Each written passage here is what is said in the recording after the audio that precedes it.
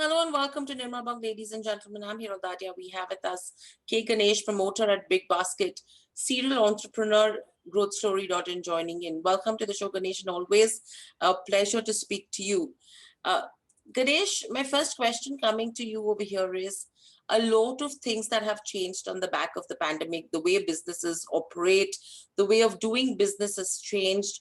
How to look at the future has changed, because earlier probably we would see projections for the next 2 years, 3 years. Now it's become projections for the next 2 months, 3 months, or probably even the next maximum 6 to 8 months, because no one knows what it's going to look like.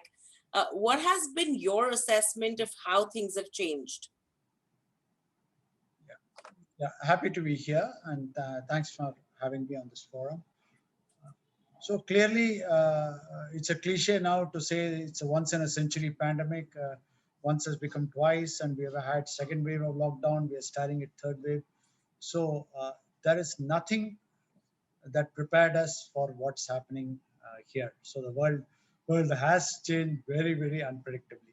When I say that, what I mean is in the startup sector and more in general, even in the business environment sector, we are used to waves and cycles. Even in the stock markets, we have seen.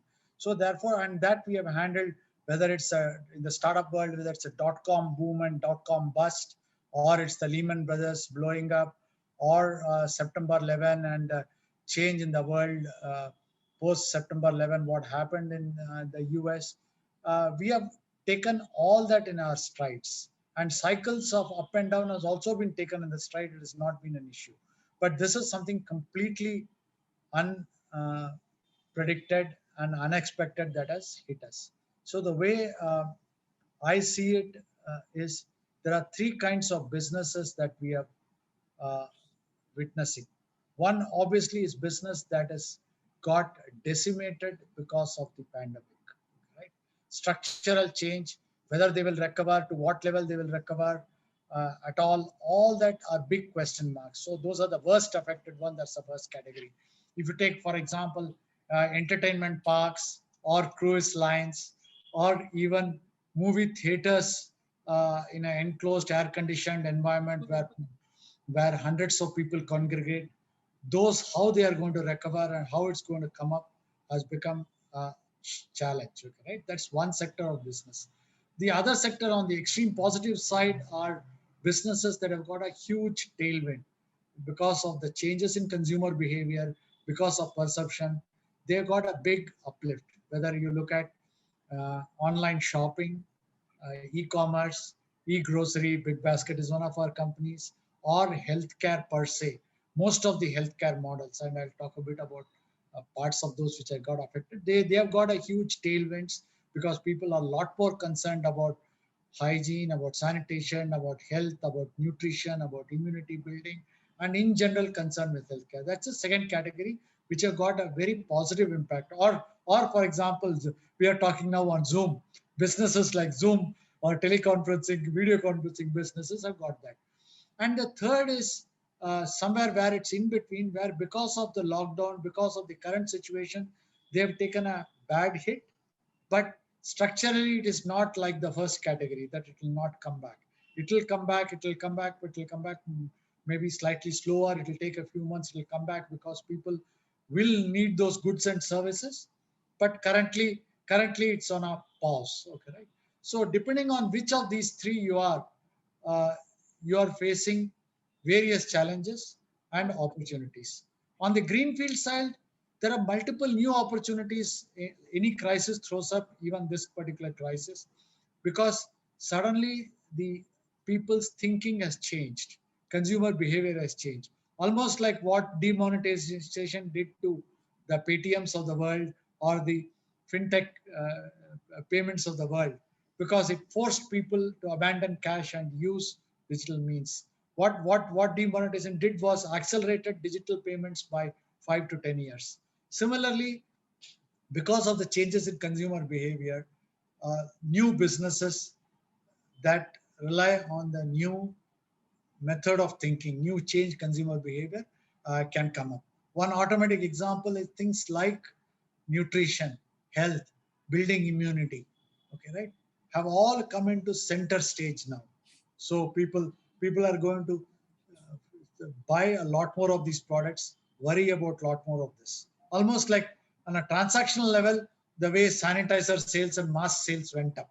Okay, right? Similar to that, there will be permanent effect on this. So I see new business model and opportunities because of change consumer behavior, and otherwise the three sectors of business, three types of businesses need to handle the pandemic in different ways. Right. So again, absolutely, you know what you're saying, Ganesh, that different businesses will have to handle the situation very differently. Now, for a e-commerce platform, there have been pros, there have been cons. The retail demand actually ballooned, and I think that came in as a blessing in disguise.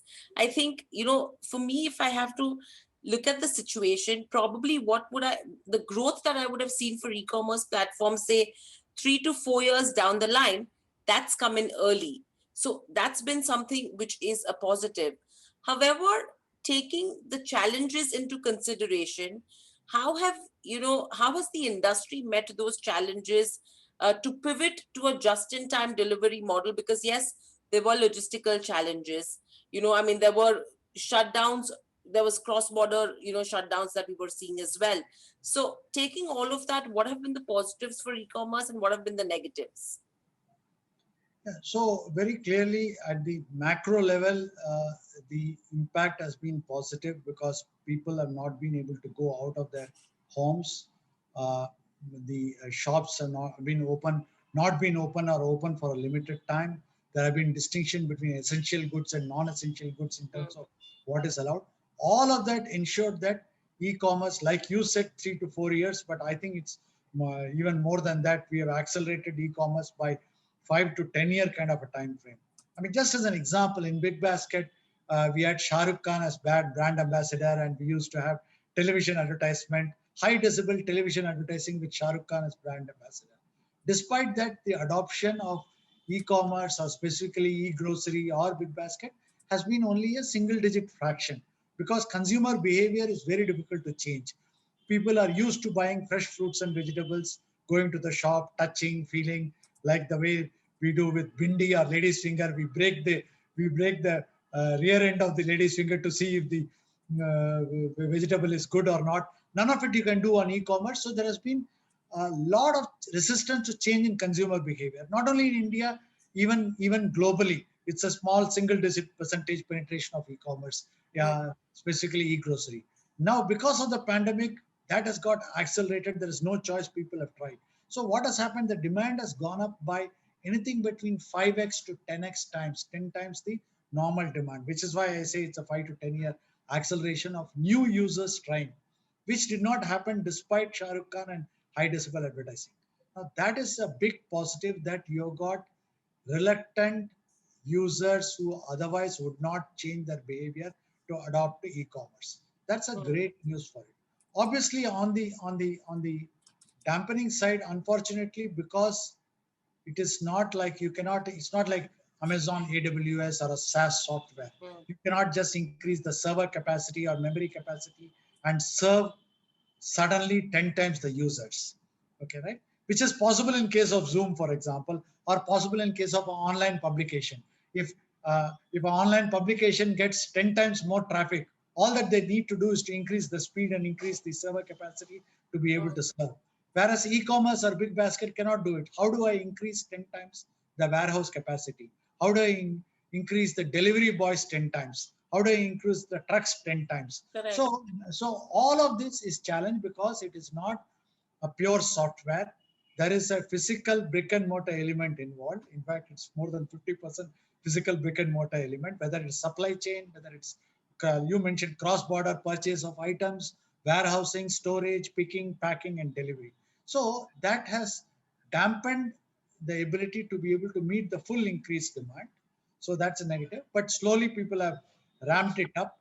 We have used multiple means and methods to be able to ramp up. Sometimes rationing, sometimes restricting the number of items you can order, sometimes restricting the number of orders you can place. All of those, but that is all coming to play now. The other challenges has been more logistical challenges. For Hmm. example, when the lockdown happened, the delivery boys, the temporary migrant laborers, the workers, contract workers went back home. They could not come back. So suddenly you had a situation where the volumes went up by 5 to 10 times, but the supply in terms of the people that you have, your workforce came down by half because of sudden lockdown. So you have a double whammy there. So that had to be handled. But lot of change in consumer behavior, people adopting to digital payment because they didn't want to handle cash, they didn't want to meet the delivery boy. All of that means a lot of friction got removed. We have more seamless situation, just like the way we are doing uh, interviews on Zoom or interviews on Skype, and the way online television channels are adopting to people online.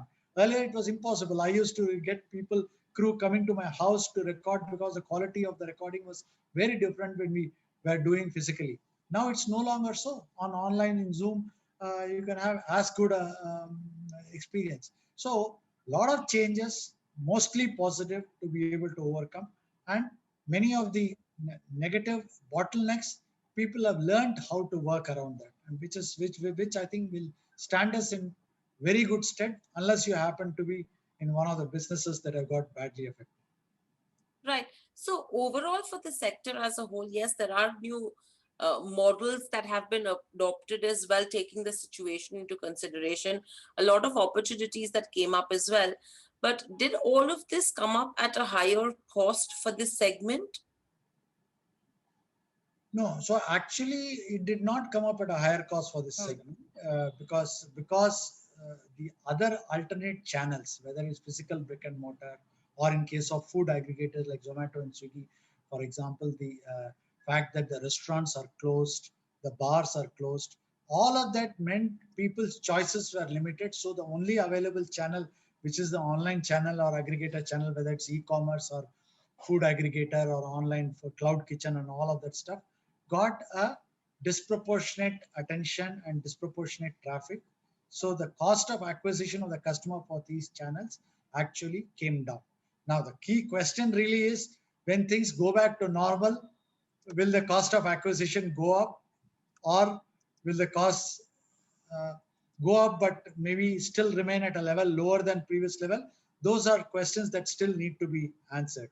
Right now, this is honeymoon period for e-commerce, for cloud kitchens, and all of those stuff. They are working for the because of the benefit of having traffic, because the people have little other choices. But don't know how long will that continue. To what extent it will continue once other channels open.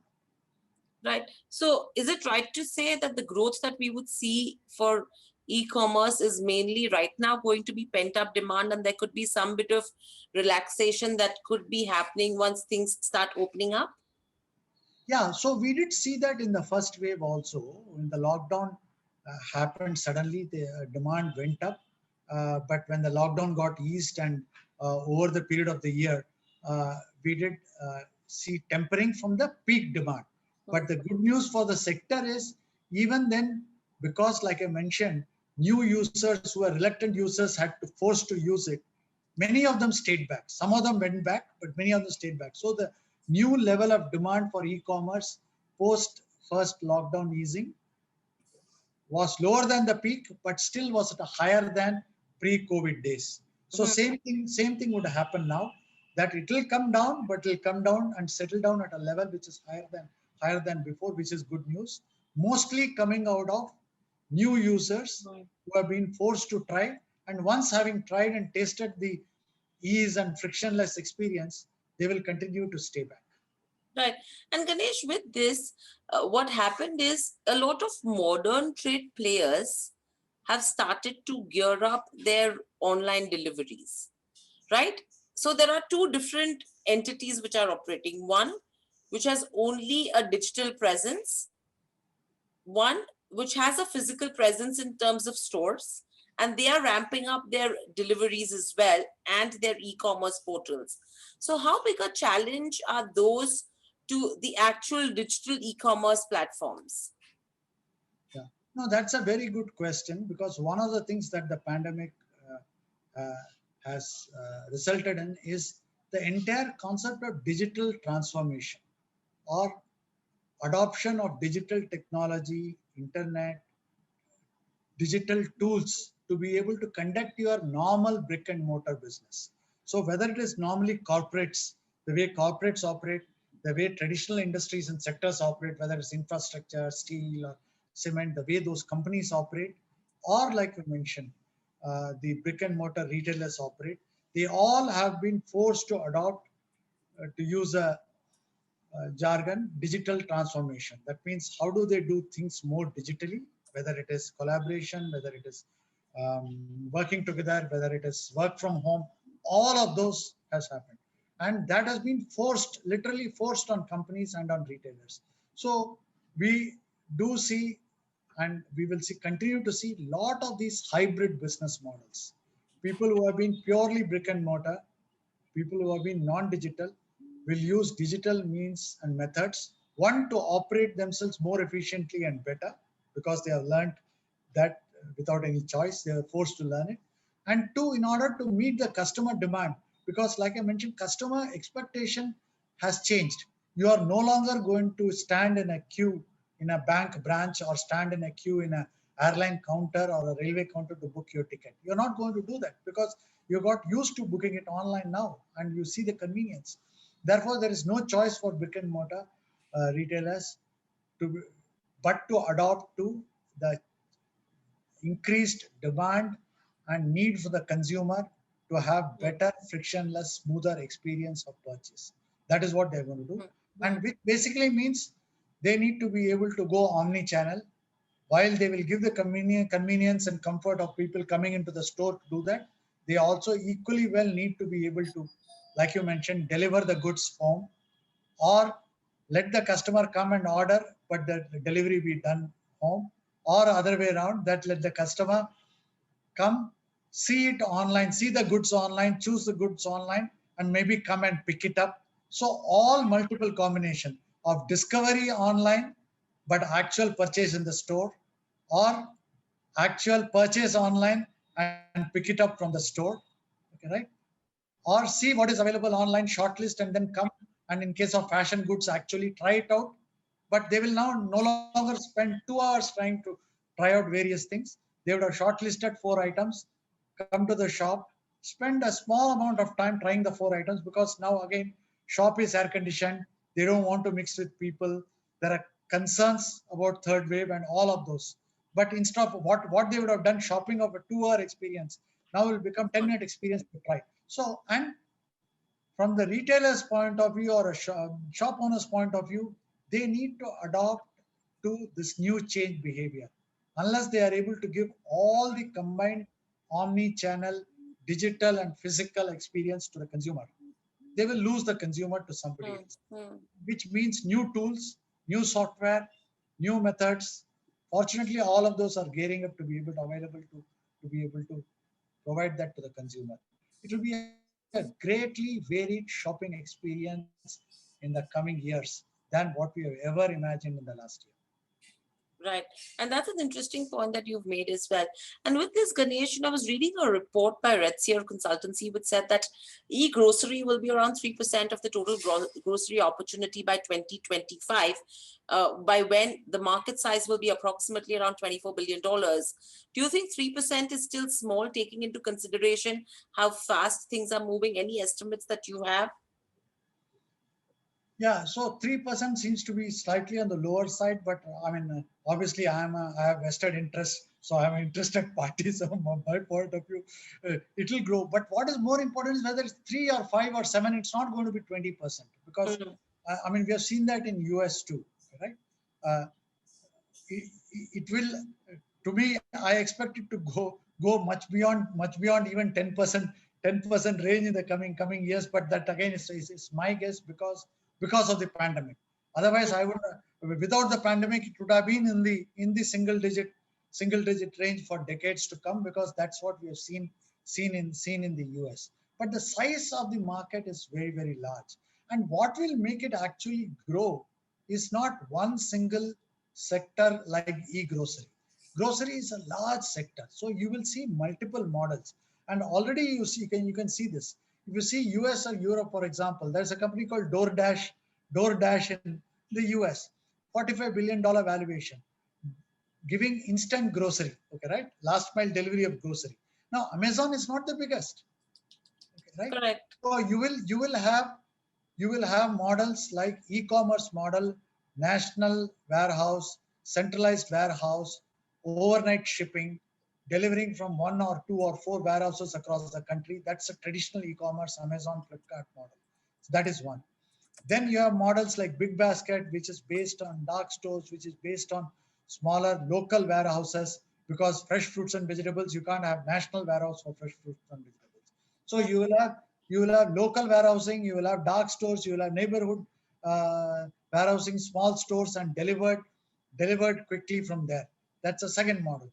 Third model is the Instacart kind of a model, which is DoorDash or Swiggy has got this model where you deliver within 30 minutes to 1 hour. May not be all the items that a big basket does, but part of the items. So you have short lead time, quick delivery items, that kind of a model. You have other models like, for example, company Jaipur headquartered company called Deal Share, which has to do with group buying, which is very similar to what in China has got again a unicorn in PDD. So grocery will grow. Grocery will be a large multiple higher than double-digit percentage of the market. But you will find multiple models. Best example to see is China. You have multiple grocery unicorn, e-grocery unicorns in China with slightly different models. Right? That's the way I see future going to be. Obviously, for my sake and for sake of the sector, I expect it to be much larger than 3%. Right. And with all of this, Ganesh, recently the government has come out with a draft rule for e-commerce companies. How big an impact is that going to be for online shoppers as well as, e-commerce portals as well, taking into consideration that probably flash sales is something that could be barred? I mean, what do you make of the policy? Yeah. So government has published a draft Correct. policy, and they have invited the comments from people. This is a mixed bag in my opinion. Okay, right? Let me first start with this. First of all, the size and scale of e-commerce, even though percentage-wise it's very small, it has still become a large multi-billion-dollar industry. Therefore, the need for government to step in, for the regulator to step in, define some rules of the game, define some methods, do's and don'ts, and regulations is very important. It's no longer something that the government can ignore. The government has got a responsibility to do that. So I welcome the fact that government is taking interest and trying to define the rule. Two, it is also very good to see that it's a very consultative process the government is following this time. So they are actually consulting with various people, putting up the proposed rules online, inviting comments from the industry, which is great. Because if you recollect, last decade we had retrospective policies, things like angel tax and all that stuff, and even the taxation policy. Government came up with things. They not only did not consult much, they implemented it with retrospective effect. Now that is very dangerous. So nice to see proposed policies trying to clarify and trying to come up with unambiguous Hmm. rules and processes. Okay, right? And consulting and not not retrospective effect, but coming into not retrospectively applying. So Hmm. that's all that is very positive. On the specific things that they have put up, obviously it has come from Department of Consumer Affairs. They have kept this has not come from Commerce Ministry or Industry Ministry, so it has got a consumer angle to it. Given the fact that in internet and in cyberspace, the chances of fraud, because people can't see, touch, and feel, are very high. It's important to protect the consumer and to have rules that protect the consumer and prevent frauds. From an industry point of view, I also encourage it because it also prevents fly-by-night operators from taking advantage of internet and cyberspace to dupe the consumers. Because ultimately, while I don't like regulations, I don't like restrictions, I also realize that in the absence of those, it will do more harm to the genuine players like the Flipkart, Amazon, and big baskets of the world if fly-by-night operators come and start cheating the consumers and start running away and all of those. So that's also very positive. Some of the items are very controversial. For example, not flash sales is one example that you mentioned. What is conventional flash sales, which is allowed? What is flash sales that's not allowed?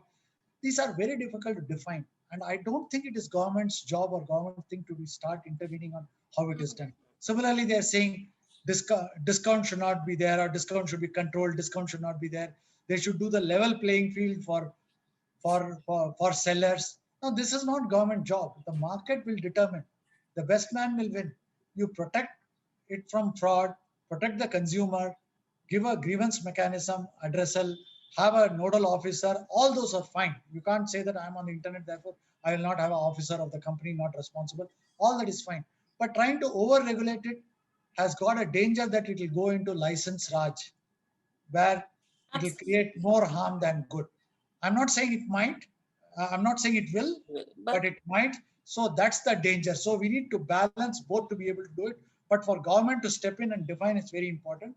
But I think they should stay away from things which the free market economy will take care of itself and not get back into a license raj situation. So that's absolutely. I mean, a very well, a point that I've always noticed over here is that there's a disconnect that's happening on the pricing front between retailers, e-commerce players, retailers, modern trade.